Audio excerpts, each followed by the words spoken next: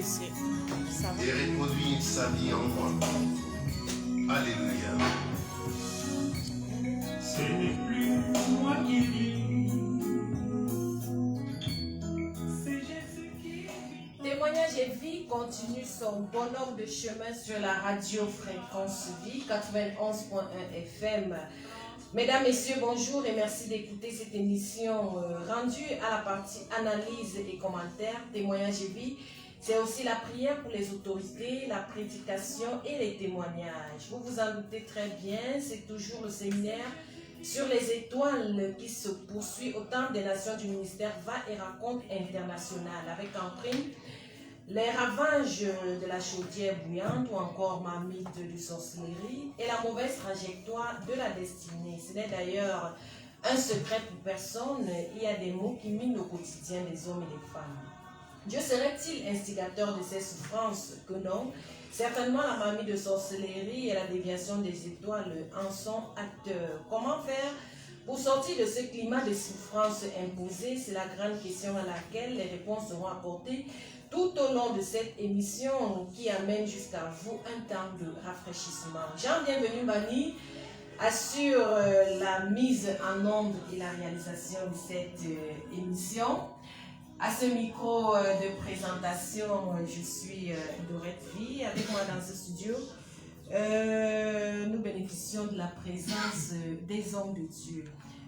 Juste à côté de moi, l'apôtre Angelin Mani, qui est le fondateur de la Doxa Ministry International, qui est bien sûr situé dans la ville de Douala. Je vous dis bonjour et merci d'être là pour intervenir dans cette émission. Bonjour Dorette et bonjour à nos fidèles auditeurs de la 91.1 FM. Voilà, 1 FM. Donc bonjour et merci pour l'émission de ce matin. Le pasteur Tikou Thierry du ministère Va et Raconte International est également présent dans ce studio. Bonjour pasteur. Bonjour Dorette Vie, bonjour à tous les auditeurs de la fréquence Vie 91.1, la fréquence qui délivre toute la nation. Nous bénéficions de la présence de Jules Akame qui est là et vous aurez un de ces jours, bien sûr, l'opportunité de l'écouter également. Notre caméraman de circonstance est également là et elle s'appelle Laure Fouet. Nous la remercions bien sûr à chaque émission de jouer cet important rôle pour permettre aux hommes et aux femmes, à ceux qui sont connectés sur Facebook, de pouvoir nous suivre depuis la page officielle, la page Dorette Vie officielle. Voilà. Témoignage et vie est un programme du Temple des Nations du ministère Va et Raconte International qui est situé en Van Tropicana derrière l'office du baccalauréat là-bas. Les cultes se font de lundi à vendredi 16h-20h et le dimanche de 8h à 12h. Alors, apôtre Angelin Mani, nous allons entrer bien sûr par là. Le culte d'hier était essentiellement prophétique, contre toute attente. Une puissante atmosphère du Saint-Esprit s'est répandue dans la salle avec des délivrances spectaculaires. Sans l'ombre d'un doute, Dieu agit et continue d'agir puissamment au temps des nations du ministère Va et Raconte International. Une façon de dire à ceux qui sont encore en train d'hésiter et de traîner le pas, de se dépêcher, parce que les jours se suivent, mais les révélations ne reviennent pas toujours aussi vite. Alors, apôtre Angelin Mani, qu'est-ce qui s'est réellement passé hier? Parce que c'est important, il faut forcément une explication à ça. Parce que jusqu'à présent, c'est un peu incompréhensible, tout ce qui s'est passé hier. Expliquez-nous. Est-ce que c'est toujours la mamie de sorcellerie comme ça? Ou alors c'est toujours la mauvaise trajectoire, apôtre? Hier, nous parlions de quelque chose ici et ça passait comme une blague. Au sortir de notre émission hier, dans mes derniers propos, le Seigneur me poussait à parler ici aux auditeurs que l'Église n'appartient pas aux hommes. L'Église est la propriété exclusive de Dieu.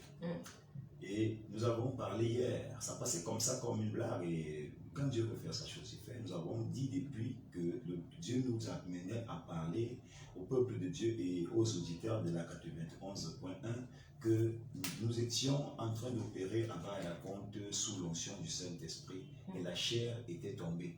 Donc ce n'était pas du contrôle des hommes, ce n'est pas du contrôle des hommes, c'est la maison de Dieu, c'est l'œuvre de Dieu, il a pris le contrôle. Nous avons dit hier au sortir de notre émission que de la Genèse à l'Apocalypse, s'il y a une chose que Dieu s'est choisi lui-même de se salir les mains à faire le chantier, ce n'est que l'Église. Dans les temples, les temples d'assignation et consorts, la Bible déclare qu'il donnait les mesures, il donnait les tailles, il donnait le plan, il donnait l'architecture, mais lui-même il ne construisait pas. Il donnait l'opportunité à l'homme de faire, n'est-ce pas? Mais pour l'Église particulièrement, dans Matthieu 16, 18, il dit « Et moi je te dis que tu es Pierre et que sur cette pierre, je bâtirai mon Église. » Pour la première fois que Dieu prend l'engagement de se salir les mains, c'est pour l'Église. Alors Dieu a fait de l'Église sa chose. C'est son corps. La Bible nous déclare que c'est son corps. Donc si Dieu a décidé de descendre du côté de Varakon, comme nous le voyons depuis un certain temps, n'est-ce pas? Tout à fait. Ça dit que c'est une histoire que nous ne pouvons pas expliquer. Vraiment, il faudrait le dire. C'est dans toute la vérité. Nous ne pouvons pas l'expliquer. C'est du domaine de l'impensable, c'est du domaine de l'irréel, c'est du domaine du surnaturel. Oui, voilà. Ce n'est pas à notre niveau et c'est la preuve qu'il est fidèle à se dire. Comme il avait dit, je bâtirai mon église et que les portes du séjour des morts ne prévaudront point contre elle. N'est-ce pas? Alors, la maison de Dieu, l'église de Dieu, a aussi besoin de sortir de la marmite et que son étoile sorte de la marmite. Puisque j'ai parlé hier de quelque chose ici. Il dit ça passait comme une blague. Nous ne savions pas ce qui allait se passer à l'église le soir. Ça passait comme une blague. Il disait c'est la maison de Dieu. Mais beaucoup de personnes ont pris d'assaut l'église. Ils se sont mis devant Jésus et allés derrière. Ils sont montés sur la croix, Jésus est descendu. Ils sont assis à la droite du Père, Jésus-Christ est en débandade Oui, et nous avons parlé hier d'Apocalypse qui dit je me tiens à la porte, je frappe. C'était une lettre à une église. Voilà. Donc, et du coup, le Seigneur est descendu hier dans son église. Et le gars nous a démontré qu'il a bâti sa chose. C'est sa chose, c'est sa maison. Il a soumis tout le monde. C'était carrément l'euphorie générale. C'était la grande, je sais pas, les moments. Parce que on ne peut pas expliquer ça. Même en français facile. Oui, il n'y a pas d'enfant. Sauf, je sais pas. Il fallait être là. Il faut des vidéos. Il faut que les gens aient des vidéos. Voilà. Ou même les audios. Et même les audios, vous savez, le pictural, l'image, c'est très fort. Il faut que les gens voient ou qu'ils comprennent ce qui s'est réellement passé hier au Temple des Nations. Nous ne savons pas ce qui va se passer ce soir. Et la marmite de sorcellerie, plusieurs personnes doivent en sortir parce que pendant tout ce temps où le Saint-Esprit était véritablement en train de saisir des personnes, et cela s'est passé pendant, c'était pas 1 minute, c'était pas 2 minutes. On n'a pas prêché. Voilà. Il n'y a pas pu avoir prédication. Donc, parce que Dieu parlait dans sa maison. Donc, et c'est vrai ce que Dieu dit, l'homme propose, mais Dieu dispose. Oui, voilà, le prédicateur venait effectivement avec un message. Oui. Un message. Mais ça s'est transformé en toute autre chose. C'est une façon de dire, pasteur Thierry, que Dieu continue de travailler au Temple des Nations du ministère Varakon international. Justement, Dorette vie, Dieu travaille. Vous savez, un peuple qui a passé un moment de difficulté, un moment de blessure, alors Dieu a décidé de bander les plaies de son peuple. Tout à fait. C'est pourquoi il utilise ses serviteurs. Yes. Alors l'homme de Dieu est arrivé hier, préparant son message. Alors lui, Dieu avait une autre chose à faire à son peuple, parce qu'il savait qu'il fallait que son peuple soit d'abord bandé, il fallait que ce peuple soit consolé, afin de recevoir une confiance. Alors c'est pourquoi Dieu s'est manifesté d'une manière exceptionnelle. Franchement, moi j'ai été vraiment touché hier, parce que je n'ai pas compris. Et c'est un pasteur qui le dit. Et vous voyez, c'est-à-dire Dieu était en train de consoler son peuple. Amen. À partir d'aujourd'hui, je prends confiance, parce que je sais là où je vais. Dans quoi je suis. Je sais là où je suis et là où je vais. Parce que si Dieu ne m'a pas réellement appelé, je ne peux pas faire ce, je ne peux pas marcher comme ça. Tout à fait. Parce qu'avec toutes les paroles prophétiques... Au-delà des paroles prophétiques, au-delà des paroles prophétiques, le Seigneur nous a donné une pluie qui n'a plu que sur l'église. Voilà. Il faut que les auditeurs le sachent. Voilà. Et ce n'est pas un montage. Ce n'est pas un montage. Voilà. Dans toute la vérité, le Seigneur nous a donné une pluie, une visitation, une restauration. Il n'a plu que sur l'église. Pendant ce moment, cette atmosphère du Saint-Esprit, cette puissante atmosphère, donc des choses étaient en train de se passer, des paroles prophétiques et des gens qui criaient à la repentance, des autres qui criaient véritablement à la gloire qui attend véritablement le temps des nations. Le ministère va et raconte que si tu n'as pas de Pasteur Tchoukoutieri, vous avez encore certainement quelque chose à dire. Parce que vous savez, quand il y a un peu de tumulte, il y a des personnes qui sont faibles, il y a d'autres qui sont forts. Bon, il y a ceux qui sont, c'est-à-dire qu'il pleuve, qu'il neige, ils sont au front. Mais il y a d'autres qui sont fragiles, qui sont faibles et qui continuent à traîner le pas et qui continuent à hésiter, qui continuent à se poser mille et une questions. Est-ce que je dois? Est-ce que je dois? Est-ce que je dois? C'est une parole d'encouragement que vous devez apporter, pasteur, à ces personnes qui nous écoutent. Justement, c'est pourquoi je vais dire à tous les fidèles de Va et Raconte.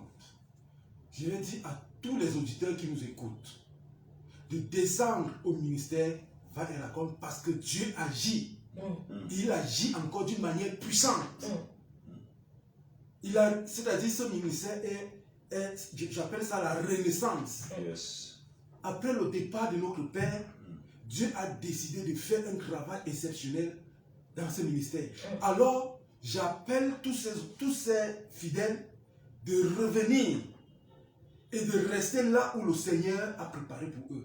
Bien sûr, et permettez, vous allez permettre que je puisse appeler Jules Akam et qui nous rendait justement son témoignage ce matin par rapport à tout ce qui s'est passé hier. Il faudrait qu'il vienne véritablement l'exprimer ici au micro. Vous venez ici à ce micro, Jules Akam, et vous allez parler. Bien sûr, nous sommes en direct aussi sur la page Facebook de République officielle. Bonjour, je suis Jules Akam. J'aimerais rendre un témoignage puissant. Hier au culte, l'homme de Dieu, pendant qu'il prêchait, a dit « Vous aurez la paix. Vous allez dormir lorsque vous allez rentrer chez vous. Vous allez dormir. » Ça faisait des semaines que j'avais des insomnies. Lorsque je rentrais, je fermais les yeux à 21h. Je les ouvrais entre 23h et minuit jusqu'au matin. Le matin, je me réveillais avec le corps lourd, de violents maux de tête. Mais hier, lorsque je suis rentré, j'ai fermé les yeux à 23h. Je ne sais même pas à quel moment le jour est arrivé. Il faisait déjà matin. Je n'avais même plus envie de quitter du lit. Parce que j'ai tellement bien dormi. Et immédiatement, j'ai pensé à ce que Dieu a dit à notre Père, à notre serviteur, à son serviteur. Je lui rends grâce infiniment. Et je sais que ce n'était que le début, parce que je vais commencer maintenant à bien dormir. Amen. Merci beaucoup, Gilles Akam, parce que vous savez, quand le Saint-Esprit commence à se manifester, quand il est au milieu des hommes et des femmes, quand il se manifeste, quand l'eau est agitée, on se souvient de ce qui s'était passé, c'est passé à la piscine, je pense, la piscine de Bethesda. Voilà, dès que l'eau était agitée, quand tu entrais dans l'eau, tu obtenais ta guérison. Donc, plusieurs ont obtenu, bien sûr, leur guérison, plusieurs ont obtenu leur délivrance, parce que le Saint-Esprit était en mouvement dans la salle, personne n'est resté indifférent. C'est jusqu'à le pasteur Thierry Bouti qu'il a été touché. Vous savez que les hommes de Dieu sont parfois très regardants, un peu difficiles, parce que sceptiques, ils connaissent quand même la chose. Voilà. Et si lui, il a été touché, ça veut dire que effectivement, des choses continuent à se passer au temps des nations du ministère Va et Raconte. Et nous remercions le Seigneur Jésus-Christ de nous avoir également envoyé son serviteur, l'apôtre Angelin, qui travaille main dans la main, en main d'association avec le pasteur Ézéchiel au temple des nations du ministère Va et Raconte international. C'est important parce que nous parlons toujours de la marmite de sorcellerie, nous parlons toujours des étoiles, nous parlons toujours du fait que plusieurs ont une trajectoire déviée, plusieurs sont en train de vivre la vie d'une autre personne. Et c'est donc de ça qu'il est question. Et aujourd'hui encore, toujours dans ce même élan, dans ce même esprit, les hommes et les femmes, apôtres Angelin, doivent récupérer leur étoile. Oui, les hommes et les femmes doivent récupérer leurs étoiles parce que nous avons dit dernièrement qu'il n'y a pas que ceux-là qui ont été bloqués et qui ne se sont jamais accomplis, qui ont des étoiles dans la marmite. Nous avons dit qu'il y avait un autre pan de personnes qui sont assez nantis et bien positionnées dans la vie, qui vivent dans l'aisance aujourd'hui, mais qui ont des étoiles dans la marmite. Et le plus souvent, quand vous entendez, on parle d'esprit de rétrogradation, on parle des esprits de limitation.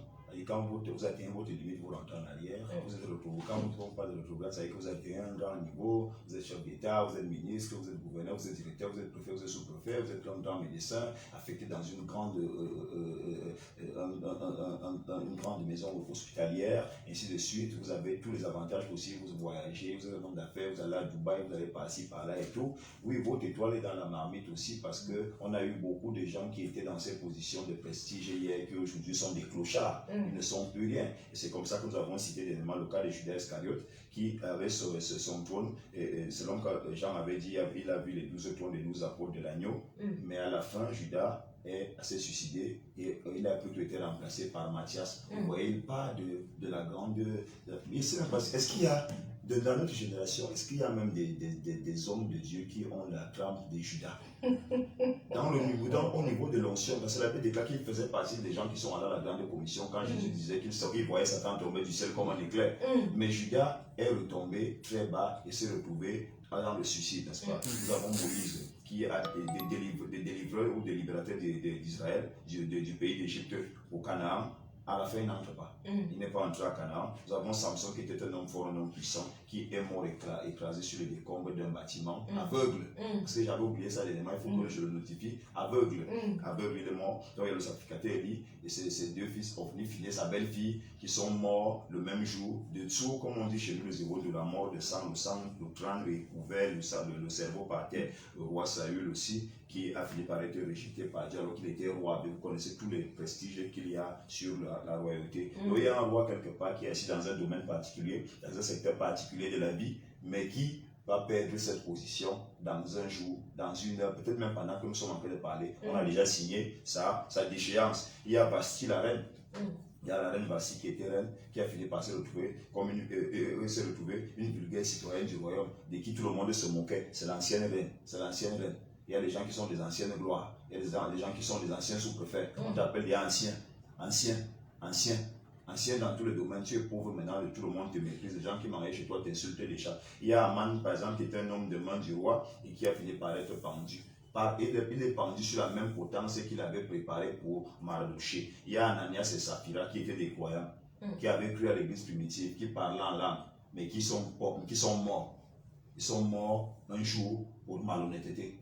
Que les gens pensent que le christianisme est devenu comme une sorte de parti politique. Je suis à gauche ou je suis à droite. Je te demande s'il te plaît la permission de me permettre de regarder un verset biblique qui m'a marqué particulièrement concernant l'église, parce que ça m'a beaucoup touché et c'est l'apôtre Paul qui parle. Dans Corinthiens chapitre 3, verset 3 à 12, il déclare: en effet, puisqu'il y a parmi vous de la jalousie et des disputes dans l'église, vous voyez des gens qui ont confondu l'église aux cuisines de leur mère. Il dit: en effet, puisqu'il y a parmi vous de la jalousie et des disputes, n'êtes-vous pas charnel? Il pose la question. C'est-à-dire que si déjà dans le milieu de ceux-là qui se revendiquent appartenir à Dieu, il y a déjà des jalousies, il y a déjà des disputes, il dit: n'êtes-vous pas charnel et ne marchez-vous pas selon l'homme? Comment? C'est ce qui nous arrive au Temple des Nations aujourd'hui, c'est que hier, n'est-ce pas, nous avons marché selon Dieu. Et quand on marche selon Dieu, vous voyez, personne d'entre nous ici n'est capable d'expliquer directement aux auditeurs ce qui s'est passé. Parce que même personne ne peut l'expliquer. Et on manque les mots. Il faut présenter la vidéo aux gens pour que chacun se fasse son idée. Oui, donc il dit: ne marchez-vous pas selon l'homme. Verset 4 dit: quand l'un dit moi je suis de Paul et un autre moi d'Apollos, n'êtes-vous pas des hommes? Vous voyez un peu. Il dit: vous avez tout à fait de confondre l'église de Dieu, du Dieu qui m'a rencontré sur le chemin de Damas, au parti politique, le MDR, l'UPC, le Manidem, le Manitop, l'UPC, le RDPC. Vous avez confondu. Et beaucoup de gens aujourd'hui, dans la maison du Seigneur, confondent la maison du Seigneur à l'UPC. Donc il dit: quand l'un dit moi je suis de Paul et un autre moi d'Apollos, n'êtes-vous pas des hommes? Mais nous sommes des dieux. La Bible déclare: ne vous êtes pas dit que vous êtes des dieux. Comment est-ce que des dieux, dans la maison de Dieu, commencent à faire les affaires des hommes? Parce que la maison de Dieu, ceux qui y entrent sont des dieux. La Bible déclare, qu'est-ce que l'homme pour que tu te soucies de lui? Le Fils de l'homme pour que tu en prennes charge. La Bible déclare, tu l'as fait de peu semblable à toi, de peu inférieur à toi, de peu inférieur à toi. Le Saint-Esprit qui habite en nous, c'est l'Esprit de qui? De Dieu. Et donc, obligatoirement, nous sommes des dieux. C'est là où Philippiens 4:13 dit, nous pouvons donc tout faire. Par qui? Par cet esprit qui habite en nous, qui nous fortifie. Quand on dit tout faire, c'est jalousie, faire les disputes. Pas du tout. Non. Donc, elle dit, qu'est-ce donc Apollos? L'apôtre. Et qu'est-ce que Paul, l'apôtre Paul? Des serviteurs. Voilà pourquoi j'ai dit, à l'entame de l'émission, nous n'avons rien dans l'église. Nous n'avons aucune part dans l'église. Arrêtons de faire. Il y a une doctrine. Je crois que Dieu va permettre qu'on arrive à ce niveau-là. Donc je continue seulement. Des serviteurs, par le moyen desquels vous avez cru. Comme le micro, par le moyen duquel les auditeurs nous écoutent. Tout à fait. Donc vous commencez à adorer le micro. Parce qu'il vous a fait m'écouter à la maison. Est-ce que si je ne parle pas, le micro pour vous transmettre quelque chose dans votre poste récepteur? Pas du tout. Qu'est-ce qui nous fait parler? C'est Dieu. C'est Dieu. les serviteurs par le moyen desquels vous avez cru, selon que le Seigneur l'a donné à chacun. Selon que qui? Le Seigneur. Il a dit des serviteurs. Et qui est caché derrière ces serviteurs? Le Seigneur. Nous avons mis le Seigneur où? Nous avons fait de l'église notre affaire. On a pris d'assaut l'église. C'est de ça que le Seigneur nous parlait hier. J'ai planté, Apollos a arrosé. Vous voyez la collaboration. Le Seigneur nous appelle nombreux ministères.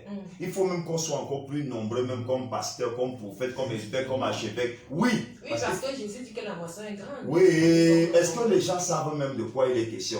Nous sommes venus, chacun dit qu'il a la vision. Il faut bien qu'on ait cette vidéo de Papa Obaké. Je veux qu'elle passe à la radio pour que les chrétiens l'écoutent. Là où Papa Obaké dit qu'il y a plus de difficultés il a rassembler des chrétiens et des pasteurs que de rassembler des païens.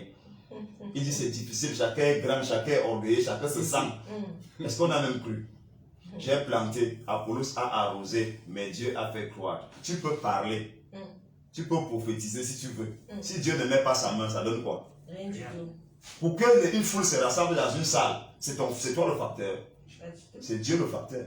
Paul détermine ici. Je vais donc vous poser la question entre la parole de la Bible, qui est la parole de Dieu, la parole de ton père ou de ta mère spirituelle, de ton pasteur ou de ta pasteuse. Il va poser la question. S'il faut croire en quelque chose, on croit en quoi? En Dieu. Et à la parole de Dieu, parce que la parole de Dieu est Dieu. Au commencement était la parole était avec Dieu, la parole était Dieu. La Bible dit sanctifie-les par ta parole, car ta parole est la vérité. Donc la parole de mon pasteur peut être un mensonge aussi. Parce qu'il y a des pasteurs qui utilisent leur statut de pasteur pour manipuler les gens, pour exploiter les gens. Ils ont déjà fait de l'église une affaire d'esclavage, de traitement bizarre. On va en parler un jour. J'ai planté, Apollos a arrosé, mais Dieu a fait croître. Si vous avez la foule, ce n'est pas vous. Si vous voulez la foule, ça ne sera pas vous. Il suffit que vous soyez dans de meilleures dispositions avec le Seigneur. Il vous fait des révélations comme il a fait de nous conduire au temple des nations. Et vous verrez de nouvelles personnes venir. Parce qu'il est question que les gens ne pensent pas qu'on ne peut faire le temple des nations qu'avec quelqu'un qui était assis là. Ça, c'est amener le Saint-Esprit de Dieu à être limité. Ça, c'est amener Jésus dans votre portefeuille. Donc, j'ai planté, Apollos a arrosé, mais Dieu a fait croître. En sorte que ce n'est pas celui qui plante qui est quelque chose. Vous m'écoutez la Bible ici. Celui qui plante n'est pas quelque chose. L'apôtre Angela n'est rien. Même comme je parle là, quelqu'un peut être touché là. Il vient au culte le soir avec toute sa famille. Sa famille est convertie. Des miracles s'opèrent. Ce n'est pas moi. Je ne suis pas quelque chose. C'est ce que la Bible déclare. C'est l'apôtre Paul qui parle. Et je vais vous dire, l'apôtre Paul n'a pas marché avec Jésus. C'est beaucoup prêchent l'évangile, mais ne savent pas que l'apôtre Paul a été converti 14 ans après la mort de la résurrection de Jésus. Il était un nouveau. Et l'apôtre Paul a repris l'apôtre Pierre publiquement, parce qu'il était répréhensible.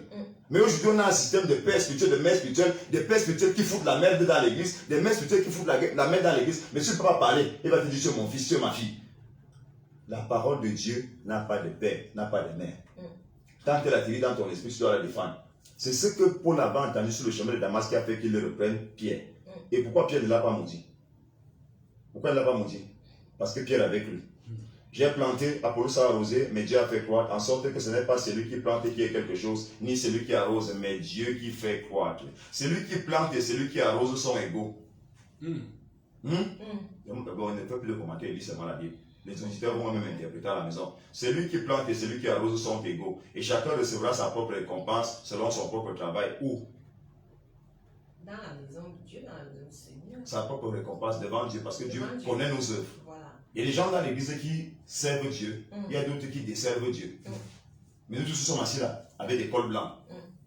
Parfois, quand je me devant les gens, on a des apparences de piété. D'autres même parlent de façon seigneuriale. Ils parlent avec douceur. Tu sais, frère, le Seigneur est merveilleux. La gloire du Seigneur est là. L'onction, vraiment, je sens l'onction, alors que c'est un malhonnête. C'est tout ce qui t'empêche la petite là, c'est juste pour te mystifier. Ce qu'il fait en cachette, Jésus ne regarde plus ça depuis. Il attend au dernier jour pour le massacrer. C'est ce que la Bible déclare si on va rendre compte. Car nous sommes ouvriers avec Dieu. Nous sommes comment? Ouvriers avec Dieu. Vous êtes le champ de Dieu. Paul parle aux Corinthiens. Il leur dit, vous êtes quoi? L'église ne nous appartient pas. Je dis, on n'a rien dedans. Donc les guerres qu'on se fait, les guerres qu'on se fait, les orgueils qu'on se fait, les haines qu'on se fait, les déchirements qu'on se fait, les rancunes qu'on se garde, les vengeances qu'on a, ce n'est plus de l'ordre du divin, c'est de l'ordre du charnel. C'est aussi la preuve que nos étoiles sont dans la marmite. Satan nous réclame pour nous tripler comme du froment. Parce que nous venons faire n'importe quoi dans l'église, comme si on était au village. Donc, car nous sommes ouvriers avec Dieu, vous êtes le champ de Dieu, l'édifice de Dieu, l'édifice de Dieu. Selon la grâce de Dieu qui m'a été donnée, il n'a pas dit ma grâce que je suis venu avec la maison de mon père. On n'avait rien quand on était dans la maison de nos pères. Avant que les prédicateurs ne nous prêchent l'évangile, comme le docteur Talisouba a prêché à des foules, à des foules, à des foules, à des foules et à des foules. Le Seigneur me disait, tu as vu la foule qui était là où tu parvenais par le voir là, ce sont des âmes qu'il avait gagnées. Selon la grâce de Dieu qui m'a été donnée, j'ai posé le fondement comme un sage architecte. Et un autre bâti dessus. Si vous n'êtes pas humble, vous allez penser toujours qu'on pouvoir porter la rénovation dans l'œuvre de Dieu. Nous ne faisons que continuer l'œuvre de Dieu, nous ne créons rien. Si vous tombez sur quelqu'un qui a l'impression de créer quelque chose, c'est un diabolique.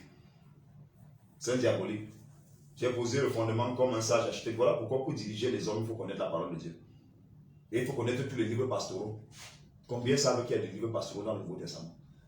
Donc j'ai posé le fondement comme un sage architecte et un autre bâti dessus. Mais que chacun prenne garde à la manière dont il bâtit dessus, parce que tu seras jugé par rapport à ça. Faisons des stars dans l'église. Faisons des rénovations inutiles et diaboliques, idiotes et bizarres.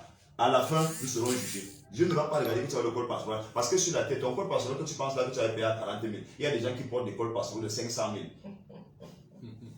Donc, mais que chacun prenne garde à la manière dont il bâtit dessus, car personne ne peut poser un autre fondement que celui qui a été posé, à savoir Jésus-Christ. À savoir ton pasteur, c'est ça? Pas du tout. Ton pasteur a quoi ici? Rien du tout. Alors, or, si quelqu'un bâtit sur ce fondement avec de l'or, de l'argent, des pierres précieuses, du bois, du foin, du chaume, l'œuvre de chacun sera manifestée. Faisons notre travail. La Bible déclare que chacun court sa course. Hein? Que chacun court sa course dans son couloir. Parce qu'à la fin, Dieu va te demander, bon, tu étais parti, tu es donné 50 ans. En 50 ans d'évangélisation, tu as gagné combien de personnes? Tu vas plutôt montrer au Seigneur le nombre de personnes que tu as mises à genoux. Parce que tu voulais passer pour un suprême. Tu voulais passer pour... Je disais tout à l'heure que j'ai cru à une époque où... Tu me permets, non? Oui, bien sûr. J'ai cru à une époque où il n'y avait pas les affaires de père spirituel. C'est la vérité. Hein. C'est pas que je dénigre la paternité spirituelle ou la maternité spirituelle parce que je suis un promoteur de l'école biblique. Je suis un enseignant, je suis un formateur de pasteurs. Donc, quand je parle ici, je ne dénigre pas l'école biblique ou bien je ne dénigre pas autant pour moi la paternité spirituelle. La paternité spirituelle, elle existe. L'apôtre Paul en a parlé. Elle existe, n'est-ce pas? Dans l'église, elle existe. Mais je me suis converti à une époque où on ne parlait pas de père spirituel, de mère spirituelle. J'ai accepté Jésus comme Seigneur et Sauveur à la CMCI, où on appelle le fondateur de la CMCI jusqu'au Jésus frère, le frère Zacharie Tanefono. N'est-ce pas? J'ai été éduqué à la sanctification, à la crainte de Dieu. J'ai été éduqué à vivre avec une seule femme toute ma vie. J'ai été éduqué à ne pas mentir. J'ai été éduqué à ce que quand on dit qu'il y aura un programme prophétique à l'église, le prophète va venir, tout le monde commence à arranger sa vie. Les gens prennent des temps de prière pour demander pardon pour les péchés qu'ils ont commis. Parce que le prophète, quand il arrivait, disait, frère, lève-toi, tu vis avec la femme de Touris. C'est comme ça que le prophète prophétisait.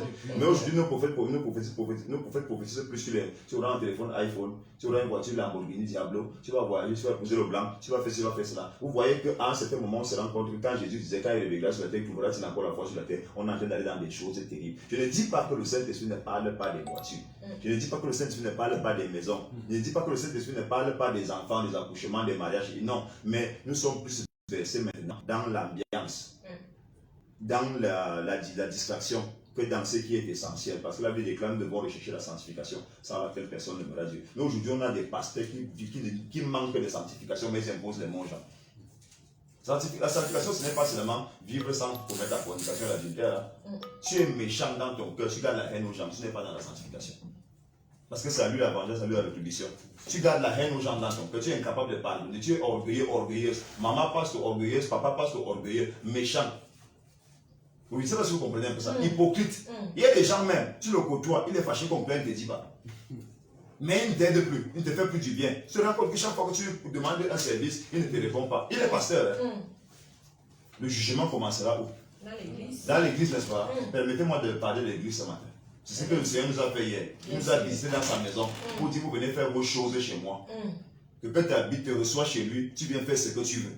Que quand tu te reçois chez lui, tu te donnes une chambre. Comme il y a encore 3 chambres, tu commences à inviter les gens chez lui. Tu les loges et tu prends de l'argent. C'est ce que nous faisons à l'église aujourd'hui. Que quand tu as donné une chambre chez lui, tu venais de je ne sais pas trop où. Il t'a aidé, il t'a donné une chambre chez lui. Il y a encore des chambres que toi, tu commences à appeler tes gens. Tu les loges dans sa maison à son insu. Et tu prends même l'argent. Donc tu fais de sa maison l'hôtel. Alors que toi, tu es un étranger. C'est ce que nous faisons aujourd'hui dans l'église du Seigneur. Donc, je me suis converti à une époque où on ne parlait pas de paix spirituelle. Ce n'était pas la priorité. La priorité, c'était de changer les gens. La priorité, c'était de gagner les âmes. La priorité, c'était de montrer le caractère de Christ aux gens. Donc, quand quelqu'un te regarde, il voit Christ et il veut te ressembler. C'est comme ça que je suis devenu ce que je suis devenu aujourd'hui. Parce que le Seigneur m'a permis de rencontrer des gens qui avaient le souci de ressembler à Christ pour nous communiquer Christ. Vous ne pouvez pas communiquer Christ à quelqu'un que vous n'avez pas encore expérimenté. Ça, c'est un principe de panneau indicateur. Il y a beaucoup de prédicateurs qui sont des panneaux indicateurs. Ils vous parlent de. Il a dit quand vous arrivez, bienvenue à Yaoundé. Mais lui-même, il n'est jamais entré à Yaoundé. Il faut que ça s'arrête. Tout à fait. Ça fait du mal à l'église. C'est pour ça qu'aujourd'hui, les gens s'identifient plus aux gens qu'à Christ. Parce qu'ils n'ont jamais rencontré Christ. Ils n'ont jamais connu Christ. Ils n'ont jamais expérimenté Christ. La majorité des églises de réveil dans le monde sont des églises de fanatisme sectaire, d'un pasteur, ou d'un homme, ou d'une femme. Et le plus souvent, quand la personne meurt, vous voyez des clashs terribles. Vous voyez des problèmes bizarres. Vous voyez des divisions sans sens. Vous voyez des guerres bizarres. Vous comprenez à ce moment, comme vous l'avez dit tout à l'heure, vous êtes charnel. Donc, je me suis converti à une époque où il n'y avait pas de paix, ce n'était pas le souci. Le pasteur t'appelait frère. Et vous allez vous rendre compte qu'à cette époque-là, il y avait difficilement des débats à l'église où quelqu'un disait que quelqu'un manquait de respect à une autorité. Moi, je n'ai pas connu ça. À l'église, quand moi j'ai cru, je n'ai pas connu ça. Où quelqu'un, le pasteur, dit que tel m'a manqué de respect, tel sœur m'a manqué. Je ne connaissais pas ça. Mais aujourd'hui, vous ne voyez pas que les gens sont plus rebelles aujourd'hui. Les fils spirituels et les filles spirituelles sont plus rebelles maintenant au père spirituel, au mère spirituel. C'est parce que le principe de père spirituel, quand il est arrivé chez les gens en ont fait une histoire de chair. Et la chair répond à la chair. La chair répond toujours à la chair. Voilà pourquoi il y a des rébellions. Et parfois même vous maudissez les gens. Oh, tel va mourir, tel ne va pas vivre longtemps. Mais tu es surpris qu'il voyage aux États-Unis, il prospère, il est bien, il se marie, il a la paix. Parce que Dieu n'est pas direct ta malédiction là. Ta malédiction là, vous savez. Hein, la colère d'un homme n'accomplit pas la justice. Amen. Je vais dire une autre chose, n'est-ce pas? J'allais dire ceci, n'est-ce pas? Vous savez, il y a des choses que les gens ne sont pas honnêtes à dire. Je suis formateur, comme j'ai dit, je suis promoteur de l'école prophétique de l'Esprit d'Élie. Donc, je suis promoteur d'une école biblique qui forme des pasteurs, n'est-ce pas? Alors, avec Akez Adouala, je vais dire ceci, une école qui existe depuis 2015. Je vais dire ceci. Dans le cours sur le leadership, pourquoi vos pasteurs ne vous disent jamais qu'il y a un cours, un chapitre sur l'abus d'autorité? Pourquoi ils ne vous disent pas ça? C'est parce qu'ils veulent vous prendre pour des bougnoules. La Bible nous demande d'enseigner tout le conseil de Dieu. Pourquoi ils vous cachent ça? Pourquoi vos leaders ne vous disent pas qu'il y a un chapitre qui les concerne dans la formation du leadership où on parle de l'abus d'autorité, il y a des choses que le pasteur ne doit pas faire? Pourquoi quand on vous parle de leadership à l'église, on vous dit toujours que enfants soyez soumis à vos pères, pour que vos jours soient longs sur la terre et qu'on sort, n'est-ce pas? Pourquoi on ne vous dit jamais que la Bible déclare parents n'héritez pas vos enfants? Pourquoi ils ne vous disent pas ça? Pourquoi ils ne vous disent pas ça? Que la Bible déclare parents n'héritez pas vos enfants. Et ils ont fait l'analyse de ça. Ils vous ont prêché dessus. Qu'est-ce que ça signifie, n'héritez pas de vos enfants? Pourquoi Dieu dit ça? Entre votre pasteur et vous, qui est plus sage que Dieu? Entre votre pasteur et vous, qui est plus sage? Entre Dieu et votre pasteur, qui est plus sage? C'est pas Dieu. Il a dit, il a vu ça à l'avance. Qu'il y a des gens, à cause de l'autorité, ils commencent à écraser les gens. Ils commencent à abuser des droits des gens. Ils commencent à faire n'importe quoi. Il y a un chapitre dans le leadership. Il y a un pasteur qui m'écoute quelque part, il sait que ce que j'ai dit est vrai. Mais il n'a jamais enseigné ça à son peuple. Et il abuse les droits de son peuple. Pourquoi on n'enseigne pas ça? Pourquoi vous ne dites pas ça aux gens? Aujourd'hui, dès que quelque chose se passe à l'église, on dit le pasteur tire la couverture sur lui, comme s'il était un ange. Qui vous a dit que le pasteur ne fait pas d'erreur? Qui vous a dit qu'un pasteur ne se répand pas? Qui vous a dit ça? Qui vous a dit qu'un pasteur ne demande pas pardon à une brebis? La Bible déclare quand une brebis se perd. Pourquoi elle se perd? Peut-être elle s'est retrouvée là où il y a des grandes brebis plus fortes qu'elle, n'est-ce pas? Et il faut brouter. Elle se rend compte que les aînés sont en train de brouter un peu de partout et il n'a pas l'espace où il peut aussi brouter, n'est-ce pas? Et un de d'autres bêtes comme ça, quand vous regardez les moutons, quand le cabri va aller, ou bien le veau va aller brouter, il bouscule, il refuse, n'est-ce pas? Alors qu'est-ce que la bête qui a faim fait? Elle commence donc à s'écarter pour chercher là où elle peut brouter. C'est comme ça que pendant que le berger lui est fatigué, il se repose, il a mis son chapeau. Vous étudiez les choses quand la Bible parle. Le berger, il a son chapeau pour l'âge pour se protéger du soleil, il se couche et il pose ça sur la tête. Il n'a pas vu. Mais quand il se lève maintenant pour reprendre la route avec les moutons, quand il les compte, il se rend compte que c'est 19. Il manque une brebis. Qu'est-ce qu'il fait? Il arrête le tour, il va chercher. Aujourd'hui, nos pasteurs disent, s'il veut, il meurt. S'il veut, il part. Oh machin, moi je m'en fous. Je ne suis pas les gens. Je suis un orgueil diabolique et satanique dans l'église. L'église de Jésus. C'est quoi ces conneries-là? Qui vous a dit que dès que quelqu'un te donne sa chose, tu devais le mettre de la chose? Vous avez vu dans la Bible quelque part, on a dit qu'un pasteur est un maître. Vous savez ce que ça signifie, serviteur? Vous savez ce que ça signifie? Nous avons vu dans la Bible, serviteur infidèle, inutile. J'ai été fidèle, j'ai fini ma tâche. C'est-à-dire que la Bible ramène le serviteur à comprendre qu'il est serviteur. Peu importe le genre d'honneur, de gloire que Dieu peut te donner, peu importe le genre de foule que Dieu peut te donner, peu importe le genre de soumission que ton peuple peut avoir envers toi, évite d'écraser les hommes que tu n'as pas créés. Avec une onction que tu n'es pas allé payer, que Dieu t'a donné par grâce. Donc tu penses que la brebis que tu écrases là, si Dieu de lui donner la grâce aussi, d'être comme. C'est pour ça que vous allez vous rendre compte, les pasteurs au Cameroun ne s'entendent pas. Laissez-moi vous dire, je n'appartiens à aucune réunion des pasteurs. Parce que si vous voulez mourir tôt, assister à une réunion de pasteurs, vous allez mourir. Celui-ci vient montrer sa pointinini, l'autre vient montrer la chaussure de sa femme, l'autre montre la greffe brésilienne de sa femme. Ils viennent là, parfois d'autres vont louer des véhicules pour venir vous blaser à la réunion. Et quand ils arrivent là, ils font tout pour que c'est ceux qui ont les beaux costumes, qui ont les chaînes de télé, qui ont les chaînes de radio, qui ont des grosses voitures, qui ont ceci, qui prennent donc la responsabilité du groupe, président, vice-président, secrétaire, ceci. Et ils vont vous traumatiser là-bas quand vous allez aux réunions. Ils vont vous démontrer que vous n'avez pas cru. Ils vont vous démontrer que vous n'êtes pas des serviteurs de Dieu. Ils vont vous... Ça va. Vous écoutez Témoignage et Vie dans sa partie analyse et commentaires. C'est un programme du temps des Nations du ministère Vaille Raconte International qui est situé en Vente Tropicana derrière l'office du baccalauréat. En rappel, là-bas, les cultes se font de lundi à vendredi, de 16h à 20h et le dimanche, bien sûr, de 8h à 12h. Toujours dans ce grand séminaire et ce grand thème sur les étoiles, plusieurs personnes voient donc leur étoile dans les marmites de sorcellerie et la trajectoire de leur vie complètement déviée. Nous ne cessons de dire qu'il y a une atmosphère très puissante du Saint-Esprit hier au Temple des Nations du ministère Vaille Raconte International, raison pour laquelle vous pouvez comprendre un peu l'apôtre Angelin parler et véritablement parler des choses de l'Église, parce que lorsque vous rentrez dans le couloir véritablement où Dieu vous attend, il commence à se manifester et à faire bien sûr des grandes choses. Plusieurs personnes, pasteur Tchoukoutiri, doivent donc sortir bien sûr de ces marmites de sorcellerie et emprunter leur bonne trajectoire, c'est-à-dire le chemin que Jésus-Christ bien sûr a tracé pour eux. Plusieurs sont sur la route, mais peu sont véritablement sur le chemin et pour cause la marmite de sorcellerie, pasteur Thierry. Oui, Dorothy, je dirais que le Seigneur est en train de travailler. Vous savez, il faut écouter la voix du Seigneur. Il est le Dieu des temps et des circonstances. C'est sa chose. Alors, ce n'est pas par hasard qu'il a dit, il a donné ce thème cette semaine, la déviation. Il faut rester sur la trajectoire. Et nous constatons que le ministère qui était en train de déraper est déjà en train de se repositionner. Les gens sont davantage en confiance. Elle est en train de se repositionner sur la trajectoire. Alors pour se repositionner, il y a les moments comme ceci, un moment qui amène le peuple à ancrer à l'intérieur de lui-même et de comprendre qu'est-ce que le Seigneur veut. C'est pourquoi il envoie un tel message.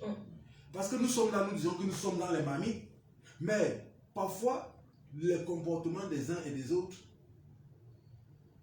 nous maintiennent dans cette marmite. Or, nous sommes là pour un travail précis. Bien sûr.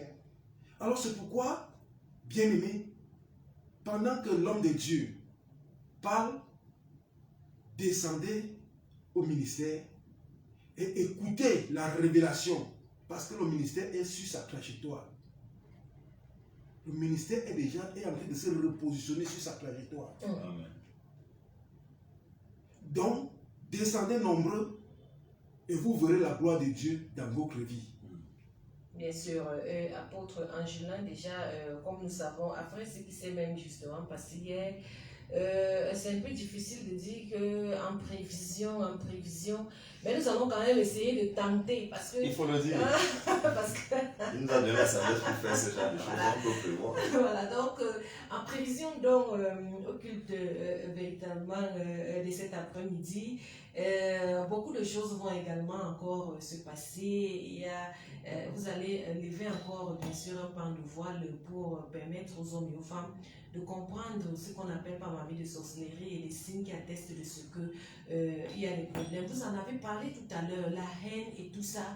Quand vous êtes dans certains états d'esprit, justement, vous devez comprendre qu'il y a quelque chose qui ne va pas dans votre vie. Vous haïssez les gens. Vous avez pris l'exemple de quelqu'un qui vous donne sa maison et puis vous prenez cette maison, vous en faites ce que vous voulez. Ouais. C'est la preuve que, outre même la maison de Dieu, mais également peut-être quelqu'un qui vous donne quelque chose de garder, donne quelque chose de conserver, vous venez faire de ça ce que vous voulez. C'est la preuve effectivement que vous êtes dans une marmite de sorcellerie, quand la trajectoire de votre destinée a été déviée. Donc aujourd'hui encore, vous allez monter d'un cran pour expliquer aux hommes et aux femmes des choses qui concernent le fait que la marmite de sorcellerie travaille, la chaudière bouillante, parce qu'il faut que quand on parle de marmite de sorcellerie, il y a ceux qui nous rejoignent pour la première fois, ils ne comprennent pas. Vous allez lire dans le livre de Jérémie, chapitre 1, à partir du verset 13 jusqu'au verset 14, qui parle de la chaudière bouillante, et Dieu qui dit que comme la chaudière bouillante là se trouve au septentrion, c'est de là-bas que va venir tous nos malheurs, toutes les calamités. Donc c'est depuis la marmite de sorcellerie que viennent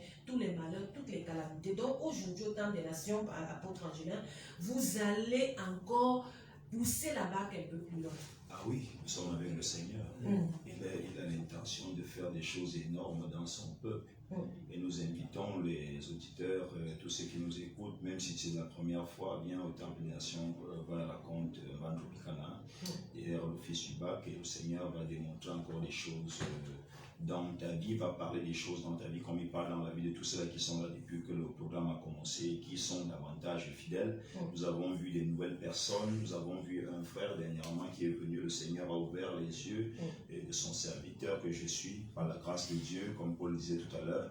Et le frère, le Seigneur a parlé de quelque chose de sa vie, avec un lien avec son ami intime avec qui il avait grandi et tout. Il a aidé, le gars même habité chez lui. Il disait que le frère dit maintenant on Zidira a venu. Bon, le Seigneur m'a poussé à parler comme ça, je lui ai parlé de son ami et tout. Et il a reconnu, il a commencé à nous raconter l'histoire. Il s'est mis à pleurer. Vous voyez un monsieur de plus de 40 ans qui pleure devant une assemblée, devant des gens qu'il ne connaît pas. Il a été invité, il est là pour la première fois et il se met à pleurer, il se met à pleurer. Donc voilà un peu. Nous allons suspendre bien sûr cette émission